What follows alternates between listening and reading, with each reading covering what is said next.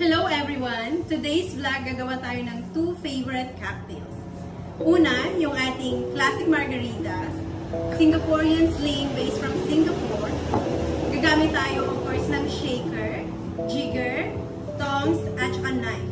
At yung ating mga liqueur na gagamitin is yung ating triple sec for our margaritas cocktail, tequila, lime, ang gamit ko ay yung Club X. And of course, yung ating grenadine syrup para naman sa ating Singaporean sling, gin, at saka yung ating lime. Tara, gawa tayo!